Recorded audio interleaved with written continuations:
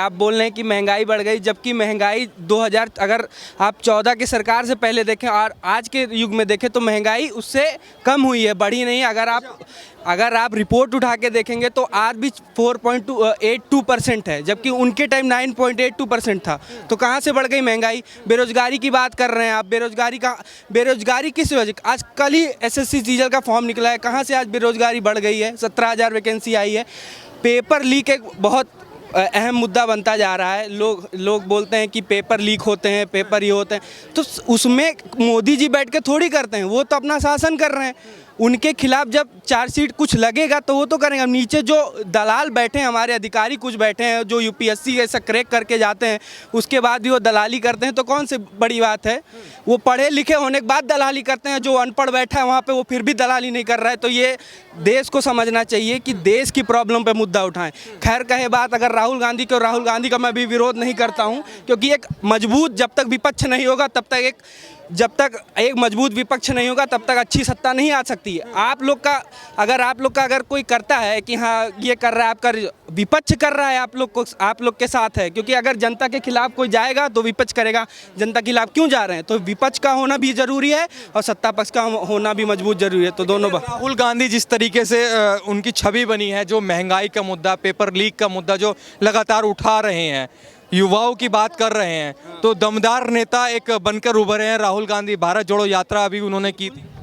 देखिए, इस देश में सबसे बड़ी बात है कि जो नेता जमीन पे उतरा है वो बढ़ा है। उन्होंने बहुत अच्छा काम किया। उन्होंने ऐसा नहीं है कि कांग्रेस सरकार ने काम नहीं किया, बट उनका अहम मुद्दा आजकल आप सुन रहे हो कि संविधान बचाओ। ये संविधान बचाने का मुद्दा उनके सामने कहाँ से आ जा रहा है? संविधान बचाने का अर्थ है कि हाँ आप तो ऐसे पार्टी खत्म, वन पार्टी सिस्टम आ जाएगा, चाइना की तरह कम्युनिस्ट पार्टी आ जाएगी।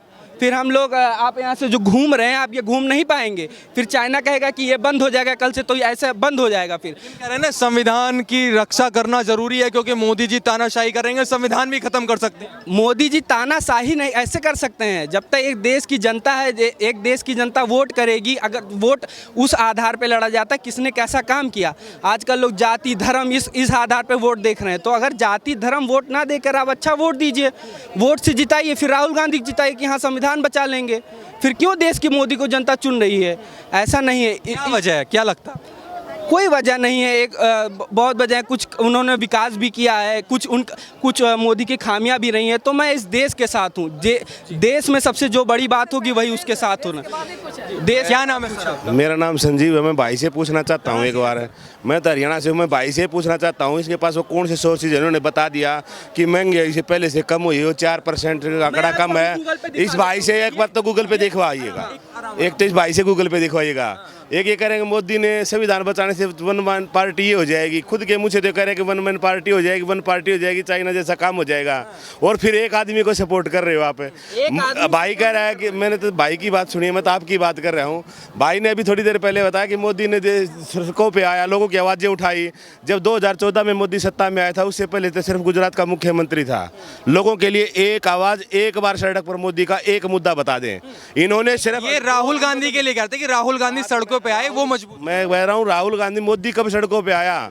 मोदी ने तो अन्ना हजारे का और अरविंद केजरीवाल अन्ना हजारे जो सोशल मूवमेंट थी उसको अपने को कैश कराया। और फिर जो सरकारी संस्थाएं थी, जो सरकारी संस्थाएं थी आज देश की, चाहे एयरपोर्ट हो, रेलवे हो, बड़े बड़े और कुछ बड़ी बड़ी कंपनियां हो, सारी कंपनियों के एक निजी हाथों में सौंप दिया। बेरोजगारी की बात, जो एक सवाल ये बड़ा बनता है कि भाई सरकारी जो संस्थान हैं उनको बेच दिया गया, ये आरोप लगातार लगता है। आप तो युवा हैं, आप मोदी जी का पक्ष से एक सवाल पूछना चाहूँगा। ये बोल रहे हैं कि अन्ना हजारे मूवमेंट हुआ, आप मणिपुर के किस बारे में क्या कहना चाहते हैं, जो कई दिनों तक जलता रहा? कोई सरकार ने 2 महीने तक कोई आवाज नहीं उठाई। आप मणिपुर के बारे में ये बता दें, क्या कितने स्टेट हैं, कितनी कास्ट है और क्या मुद्दा है? मणिपुर के बारे में एक बात बता दें। लोगों को एक परसेप्शन बना दिया। मोदी शादीशुदा होते हुए भी तपस्वी बन गया, जिसने अपनी बीवी छोड़ रखी है। राहुल गांधी अविवाहित होते हुए भी अयास बने घूम रहा है। राहुल गांधी की 4 पीढ़ियां पुश्तैनी, जिसके पास आज तक भ्रष्टाचार का 1 रुपया खुद के ऊपर, परिवार के ऊपर नहीं है। राहुल गांधी के ऊपर आज तक का किसी भी मामले में लेकर के किसी ने सपोर्ट भी किया हो, वो तो बेईमान है। राहुल गांधी के लिए कह रहे हैं कि भाई पता नहीं तो अपनी पीढ़ियों के लिए इकट्ठा कर। जिसके पास 2 बहन भाई हैं वो तो पीढ़ियों के लिए, आने वाले समय के लिए इकट्ठा कर रहे हैं। और मोदी और 8 भाई भाई बहन है वो बोले किसके लिए कर रहा है, देश का है तो जनता इसलिए देखिए सुनिए सर, ये जो आपका जो माइक है, इसके जो बड़े माइक हैं इन्होंने उसके ऊपर कैश कब्जा करके अभी इसी मीडिया ने समझ में नहीं आने दिया, बोले 400 पार, जहाँ मोदी वहाँ मोदी। वो कहाँ गया मोदी? एक झूठ की जो धारणा बना दी जो सरकारी संस्थानों पे और मीडिया पे जो कब्जा करके जो बहकाया जा रहा है ना, सबसे बड़ा मुद्दा वही है। मैं हरियाणा में हूँ, हमारे हरियाणा में चौधरी देवीलाल जी एक बार राजनीति करते थे तो उन्होंने एक बात कही थी, बोले लोगों को आज के दिन आप अगर समझा के वोट लोगे तो बड़ा मुश्किल है, लोगों को बहका के वोट ले लो बड़ा आसान है। बस उसने उस लोगों की नब्ज को पकड़ लिया, हर चीज़ में बीच में घुस जाता है। जितने भी फेलियर है मोदी के आज तक के, चाहे वो नोटबंदी हो, जीएसटी हो और कितने भी, भाई ने कहा कि पेपर लीक तो सरकार, जब कोई गलत काम कर देता है तो सरकारी अधिकारी हैं। और अब राम मंदिर बन गया, राम मंदिर में सरकार का क्या रोल है? राम मंदिर तो कोर्ट का डिसीजन था, वो तो मोदी ने बनवा दिया। कोर्ट तो मोदी ने कर दिया, कोर्ट वाला काम तो मोदी ने कर दिया, और पेपर वाला काम बोले सरकारी अधिकारी करते। हम तो इसलिए कहते हैं कि भाई मोदी जी कोर्ट को कब्जा कर रखा है, मोदी जी ने, इसलिए कहते हैं कि मोदी जी ने मंदिर बनवा दिया। वो लोग भी मेरे साथ इधर वेट मानते हैं कोर्ट पे कब्जा कर दिया। विपक्ष कहता है, एक मिनट, एक और लोग विपक्ष का भी मैं बोलता हूँ। इन्होंने कहा कि मोदी जी का कौन सा रोल था राम मंदिर पे। आपने अगर मोदी ने राम मंदिर तो नहीं बनवाया, लेकिन आप अयोध्या में अगर जाकर देखेंगे तो वहाँ पे एयरपोर्ट बनवाया, वहाँ पे रेलवे लाइन सुविधा अच्छी हुई, वहाँ पे सारी सुविधाएं अच्छी की, वहाँ पे लोगों को बिजनेस मिलेगा। राम मंदिर आप एक कोर्ट का मुद्दा देख लेते हैं, इतनी आपकी सरकार थी क्यों नहीं बनवा पाए आप राम मंदिर? एक बारिश में 15 किलोमीटर के रोड में 11 जगह गड्ढे धस गए हैं, वहाँ विकास देके देखो। और वहाँ के मैं अयोध्या से हूँ जी, मैं वहाँ 2 बार जा चुका हूँ, मैं 2 बार जा चुका हूँ वहाँ पे। अयोध्या से अम्बेडकर नगर मेरा जिला पड़ता है जी, ठीक है। अम्बेडकर नगर, खैर सभी जानते हैं कि अम्बेडकर नगर में कौन निवासी रहते हैं, तो किसकी सरकार की, ऐसे नहीं आराम।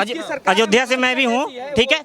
बगल में जो हमारा अम्बेडकर नगर भी, वहाँ पे कोई विकास कैसे कोई काम नहीं है। पूछिए पहले, ठीक है, इनका पूरा नाम पूछिए आप पहले। नहीं, आप अपनी बात रखिए। कोई विकास नहीं है। बाकी वहाँ के युवाओं की बात है, युवा देखो गुजरात जाएंगे। अभी जो अयोध्या की बात कर रहे हैं, आप अयोध्या गए, आपने क्या देखा? अयोध्या पे क्या देखा? वही बस रामपथ बना हुआ है, वो भी जो दीवारें बनाई थी गिर गई हैं, खड्डे बड़े बड़े पड़ गए हैं। अच्छा, एक ठीक है, इन्होंने देख लिया दीवारें गिर गई हैं। अगर एक मुसलमान गांव है जिसमें से 52 हर एक प्रधान ने हर एक मुस्लिम कास्ट को हर एक मतलब इस योजना के तहत जो घर आवास योजना थी उसके तहत घर बनवाए, उस गांव से एक वोट नहीं आया। क्या मुद्दा है ये इस बात का? आप ये बोलेंगे नहीं साई साहब, आप नहीं बोलेंगे। आप ये आगे जब देश आज़ाद हुआ तो सबसे, मैं कोई मुसलमान तो हूँ नहीं, मैं भी हिंदू हूँ, लेकिन इस देश जब आज़ाद हुआ ना, उस टाइम पे आप लिस्ट उठा लो, उस टाइम पे भी मुसलमानों का योगदान था। महाराणा प्रताप तो जाट हिंदू था। महाराणा प्रताप का जो मेन सैनिक था जिसको पूरी सेना को जो कंट्रोल में करता था वो भी मुसलमान करता था। ये जो मुस्लिम और हिंदू का जो भय है ना, ये दिखा के राजनीति का एक नया ट्रेंड ले दिया। मैं ये पूछना चाहता हूँ, 70 साल पहले कांग्रेस थी, तब तो हिंदू खतरे में नहीं था। जब एक भी आदमी हिंदू का नाम लेने वाला सत्ता में नहीं था, बोल रहे कि मुसलमान है, तो तब तो खतरे में नहीं था। हिंदू मुस्लिम नहीं करें, हम हिंदू मुस्लिम नहीं करें। आप बताइए विकास क्या? जी भैया, मेरा नाम शिव कुमार है, दिल्ली से जी। क्या कहना चाह रहे थे? अब यूपी की जिक्र चल रहा है, यूपी में क्या हुआ क्या नहीं हुआ? जी, यूपी में तो सरकार युवा से अंकल जी कह रहे हैं कि कांग्रेस की सरकार थी तो हिंदू खतरे में नहीं था। जब बंटवारा हुआ तो वहाँ यहाँ पे पाकिस्तान मतलब भारत में मुसलमानों की संख्या तब थी तकरीबन 10%, आज 35% के करीब पहुँच गई है। और पाकिस्तान में वो जनसंख्या थी 25%, आज 3% पहुँच गई है। आप बताइए, आप खतरा है कि नहीं है? हाँ भाई साहब, आप एक बताओ, जनरली हेल्थ की अगर आप देखिएगा, आप इंडिया में हैं, आप अपनी कॉलोनी से एक बार उदाहरण उठा के देख लो। एक आप साधन संपन्न एरिया है, वहाँ देखो सबके अपने बच्चे मिलेंगे 1 या 2। आप धर्म पे मत जाइए, आप कास्ट पे जाइए। जो लोग पिछड़े हुए लोग हैं, जो लोग पिछड़े हुए हैं, जैसे एससी कैटेगरी में है, एससी कैटेगरी में आप रास्ते चलते हैं, पूछ ले भाई कितने बच्चे हैं, किसी के 4 मिलेंगे, किसी के 5 मिलेंगे। ये सिर्फ और सिर्फ अनपढ़ता की वजह से लगा लो, उसकी वजह से जनसंख्या जो पिछड़ा हुआ इलाका है उसमें ज्यादा है। और जो ये बात कर रहे हैं किसी के पास 1 है 2 है। 1990 के दौरान जब कश्मीरी पंडित भगाए गए, तब आप कहाँ थे? तब हिंदू खतरे में नहीं था। 1990 में आप कहाँ थे? अब आज मेरा ये कहना है कि पूरे वर्ल्ड के लोग मोदी मोदी मोदी मोदी चिल्लाते हैं। पूरे वर्ल्ड के लोग, चाहे अमेरिका चले जाइए, स्विट्जरलैंड चले जाइए, या वर्ल्ड के किसी भी कोने में चले जाइए, वहाँ पे लोग मोदी मोदी मोदी मोदी क्यों करते हैं? इसका मुख्य कारण क्या है? लोग नहीं कर रहे, टीवी वो लोग कहाँ से आए? लोग करते हैं। लोग कहाँ से आए? रोल करते हैं। लोग टीवी वाले जी नहीं, बिल्कुल नहीं। मैं तो कांग्रेस से नहीं भाई। जी नहीं, पच क्यों ले रहे हैं? टीवी वाले देश के लिए सबसे पहले देश है तो मोदी है तो देश भी सुरक्षित है। देश के लिए तो राहुल जी भी आगे आते हैं। नहीं है देश के लिए, देश का नाम इनको यूं नहीं पता। अभी आप यहाँ पे जितने भी लोग हैं उनसे एक मिनट सर, मैं ये बोलना चाहूँगा, यहाँ पे जितने भी लोग हैं एक बार आप देखिए, लोग मोदी ज़्यादा बोलेंगे या राहुल गांधी, कौन कितना ज़्यादा बोलेगा यही पता पड़ जाएगा। कौन किसी नहीं ये बात सुनो मेरी बात, फैन फॉलोइंग होगी है। मेरी बात सुनो, कारण भी तो होगा। मैं बताता हूँ। वो लड्डू देते हैं ना मोटा, खाने के लिए नहीं, दिखाने के लिए। क्यों बोलते हैं? रीजन क्या है? सुनो मेरी बात, अब लोग 11 साल हो गए हैं। 11 साल में ये बताओ युवाओं के लिए क्या करा उन्होंने? क्या करा? किया? अरे एक चीज बताओ मुझे, क्या नहीं किया? क्या किया बताइए। एक चीज बताओ बस। किया ही नहीं कुछ। मैं उत्तर प्रदेश से हूँ, मेरठ से। आप कितना पढ़े हैं? BCA। हाँ नहीं मैडम, ये तो अंधभक्ति वाली बात होगी, लग नहीं रहा। मेरी सुनो, मेरी 1 मिनट मैम। क्या इन्होंने कहा ये BCA कर हुए हैं, इनसे पूछिए कौन सी लैंग्वेज में कोडिंग की हुई है। बताइए कौन से लैंग्वेज में? एक मिनट, अब यहाँ पे स्टडी की बात चल रही थी या राजनीति की बात चल रही थी? नहीं, ये पलटे BCA किया हुआ है इन्होंने, अब ये नहीं पता कि कौन से लैंग्वेज में कोडिंग की गई है। ये बता रहे हैं कि इनको बेरोजगार चाहिए। एक मिनट। मैं पॉलिटिकल साइंस में BA ऑनर्स पॉलिटिकल साइंस का छात्र हूँ जो दिल्ली यूनिवर्सिटी में पढ़ता हूँ। मुझे BCA का B तक नहीं पता है, लेकिन इतना पता है कि कौन से कोडिंग में लैंग्वेज की जाती है। और मैं देश हित के साथ हूँ, मैंने मुद्दा शुरू किया, देश के साथ शुरू किया। मैंने राहुल गांधी की तो बुराई की नहीं, ना मैंने मोदी की बुराई की।